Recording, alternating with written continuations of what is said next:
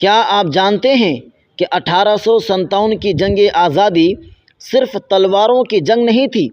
یہ جنگ مسجد کے محراب سے بھی لڑی گئی، مدرسوں کے کمروں سے بھی اور علماء کے قلم سے بھی۔ ایک ایسا عالم دین جس کے سامنے انگریز بھی علمی بحث میں خاموش ہو جاتے تھے۔ جب وطن کی آزادی کا وقت آیا تو اسی عالم نے قلم رکھ کر انگریزوں کے خلاف فتویٰ لکھا، اور پھر اس کی سزا انہیں کالا پانی کی صورت میں ملی۔ آج ہم اسی عظیم مجاہد آزادی، مفسر، محدث، فقیہ اور عاشق وطن حضرت مولانا فضل حق خیرآبادی رحمۃ اللہ تعالی علیہ کی داستان سنیں گے۔ میرے محترم ناظرین، گزشتہ حصے میں ہم نے دیکھا تھا کہ نواب سراج الدولہ حیدر علی اور شیر میسور حضرت ٹیپو سلطان نے انگریزوں کے خلاف آزادی کی پہلی شمع روشن کی، مگر سن 1799 عیسوی میں ٹیپو سلطان کی شہادت کے بعد انگریزوں نے یہ سمجھ لیا کہ اب ہندوستان میں ان کا راستہ صاف ہو چکا ہے۔ انہوں نے ایک ایک کر کے ریاستوں پر قبضہ کرنا شروع کیا، بادشاہوں سے حکومتیں چھین لیں، کسانوں پر ظلم بڑھا دیا، اور سب سے بڑھ کر یہ کہ لوگوں کے دین، تہذیب اور آزادی میں مداخلت شروع کر دی۔ لیکن شاید انگریز یہ بھول گئے تھے کہ جس سرزمین نے خواجہ غریب نواز، مجدد الف ثانی اور شاہ عبد العزیز جیسے علماء پیدا کیے ہوں، وہاں غلامی زیادہ دیر تک نہیں رہ سکتی۔ 1857 کا سال آیا اور پورا ہندوستان ایک آتش فشاں بن گیا۔ میرٹھ سے ایک چنگاری اٹھی اور دیکھتے ہی دیکھتے دہلی، لکھنؤ، کانپور، بریلی، فیض آباد اور ملک کے دوسرے حصے انقلاب کی آواز سے گونج اٹھے۔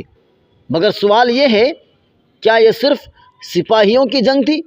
نہیں، اس جنگ میں علماء نے بھی اپنی جانوں کو ہتھیلی پر رکھ کر دیا تھا، اور انہی علماء میں ایک نام ایسا ہے جسے تاریخ ہمیشہ احترام سے یاد کرے گی، حضرت مولانا فضل حق خیرآبادی رحمۃ اللہ تعالی علیہ۔ مولانا فضل حق خیرآبادی رحمۃ اللہ تعالی علیہ اتر پردیش کے شہر خیرآباد میں ایک ایسا بچہ پیدا ہوا جس کی ذہانت بچپن ہی سے لوگوں کو حیران کر دیتی تھی۔ علم حاصل کیا، حدیث پڑھی، تفسیر پڑھی، فقہ پڑھی، منطق اور فلسفہ میں ایسا مقام حاصل کیا کہ بڑے بڑے علماء بھی ان کی علمی گہرائی کے معترف تھے۔ لیکن وہ صرف کتابوں کے عالم نہیں تھے، وہ اپنے وطن سے محبت کرنے والے انسان بھی تھے۔ جب انگریز ظلم کی حدیں پار کرنے لگے، جب ہندوستان کی آزادی خطرے میں پڑ گئی، تو مولانا نے خاموش رہنے کے بجائے میدان میں آنے کا فیصلہ کیا۔ انہوں نے اعلان کیا، یہ صرف زمین کی جنگ نہیں بلکہ عزت، دین اور آزادی کی جنگ ہے۔ اس لیے انہوں نے انگریزوں کے خلاف جہاد کے حق میں تاریخی فتویٰ صادر کیا۔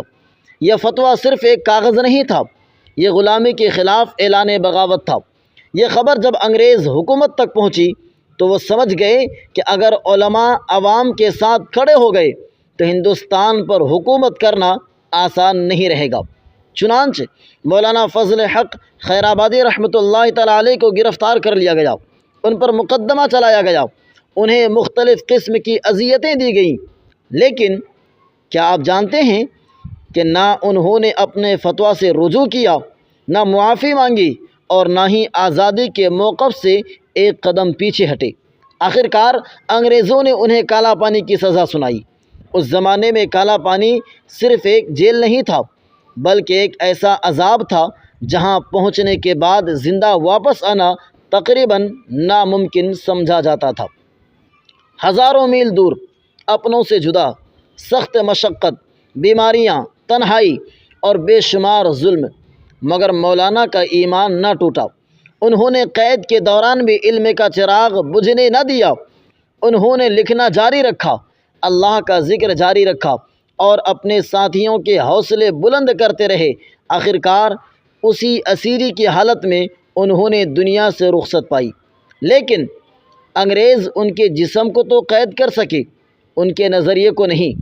آج بھی جب 1857 کی جنگ آزادی کا ذکر ہوتا ہے تو مولانا فضل حق خیرآبادی کا نام عزت و احترام سے لیا جاتا ہے۔ ناظرین کرام، آج کی داستان ہمیں یہ سکھاتی ہے قوموں کی آزادی صرف تلوار سے حاصل نہیں ہوتی، کبھی ایک عالم کا قلم بھی پوری سلطنت کی بنیادیں ہلا دیتا ہے۔ مولانا فضل حق خیر آبادی رحمۃ اللہ تعالی علیہ نے ثابت کر دیا کہ جب دین، وطن اور عزت پر آنچ آئے تو اہل علم بھی خاموش تماشائی نہیں بنتے بلکہ تاریخ کا دھارا بدل دیتے ہیں۔ ذرا تصور کیجیے، انگریز حکومت نے ایک شخص کو پکڑنے کے لیے بڑے بڑے انعامات کا اعلان کر دیا۔ جہاں وہ پہنچتے انگریز فوج میں خوف کی لہر دوڑ جاتی۔ لوگ انہیں صرف ایک عالم نہیں بلکہ مجاہد، سپہ سالار اور شیر ہند کہتے تھے۔ آخر وہ کون تھے؟ آج کی قسط میں ہم اس عظیم مجاہد آزادی حضرت مولوی احمد اللہ شاہ فیض آبادی کی داستان سنیں گے، جنہوں نے اپنی آخری سانس تک انگریزوں کے سامنے سر نہیں جھکایا۔ میرے محترم ناظرین، 1857 کی جنگ آزادی صرف بندوقوں اور تلواروں کی جنگ نہیں تھی، یہ ایمان، غیرت اور آزادی کی جنگ تھی۔ اسی جنگ میں ایک ایسی شخصیت ابھری جسے دوست بھی بہادر کہتے تھے اور دشمن بھی۔ وہ تھے حضرت مولوی احمد اللہ شاہ فیض آبادی رحمۃ اللہ تعالی علیہ۔ آپ صرف ایک عالم دین نہیں تھے بلکہ بہترین خطیب، غیر معمولی قائد اور بے مثال سپاہی بھی تھے۔ جب انہوں نے دیکھا کہ انگریز ہندوستان کی آزادی کو روند رہے ہیں تو انہوں نے فیصلہ کیا کہ اب خاموش رہنا گناہ ہوگا۔ وہ شہر شہر گئے، لوگوں کو جگایا، مساجد میں خطاب کیے، بازاروں میں آواز بلند کی اور ہر ایک سے کہا آزادی مانگنے سے نہیں ملتی، اس کے لیے قربانی دینی پڑتی ہے۔ دیکھتے ہی دیکھتے ہزاروں لوگ ان کے ساتھ کھڑے ہو گئے۔ 1857 کی جنگ میں انہوں نے کئی محاذوں پر انگریز فوج کا مقابلہ کیا۔ لکھنؤ اور اودھ کے علاقوں میں ان کی قیادت نے انگریزوں کو سخت پریشان کر دیا۔ انگریز افسروں نے اپنی رپورٹوں میں اعتراف کیا کہ احمد اللہ شاہ ایک غیر معمولی صلاحیت رکھنے والے لیڈر ہیں اور جب تک وہ زندہ ہیں ہندوستان میں ہماری حکومت کو سکون نصیب نہیں ہوگا۔ ناظرین کرام، سوچئے، دشمن بھی جس کی بہادری کا اعتراف کرے وہ کتنا عظیم انسان ہوگا۔ مگر جب میدان جنگ میں شکست نہ دے سکے تو انگریزوں نے ایک پرانا ہتھیار استعمال کیا، غداری۔ انہوں نے ایک مقامی راجا کو لالچ دیا، انعام کا وعدہ کیا اور پھر 1858 عیسوی میں اسی غداری کے نتیجے میں مولوی احمد اللہ شاہ فیض آبادی کو شہید کر دیا گیا۔ انگریزوں نے یہ سمجھا کہ شاید ایک مجاہد کے چلے جانے سے آزادی کی آواز خاموش ہو جائے گی، لیکن وہ نہیں جانتے تھے کہ شہید مرتے نہیں، وہ قوموں کے دلوں میں زندہ رہتے ہیں۔ آج بھی جب 1857 کی جنگ آزادی کا ذکر ہوتا ہے تو مولوی احمد اللہ شاہ فیض آبادی کا نام عزت، بہادری اور قربانی کے ساتھ لیا جاتا ہے۔ میرے عزیز ناظرین، مولوی احمد اللہ شاہ فیض آبادی نے ہمیں یہ سبق دیا کہ جب ایمان مضبوط ہو، نیت خالص ہو اور مقصد آزادی ہو تو انسان کے پاس وسائل کم ہوں تب بھی وہ بڑی سے بڑی طاقت کو چیلنج کر سکتا ہے۔ آج آپ نے 1857 عیسوی کی جنگ آزادی کے دو عظیم علماء اور مجاہدین کا تذکرہ سنا، حضرت مولانا فضل حق خیر آبادی رحمۃ اللہ تعالی علیہ، حضرت مولوی احمد اللہ شاہ فیض آبادی رحمۃ اللہ تعالی علیہ۔ ان دونوں نے ہمیں یہ پیغام دیا کہ آزادی صرف تلوار سے نہیں آتی، علم، ایمان، قربانی اور ثابت قدمی سے بھی آزادی کی بنیاد ہوتی ہے۔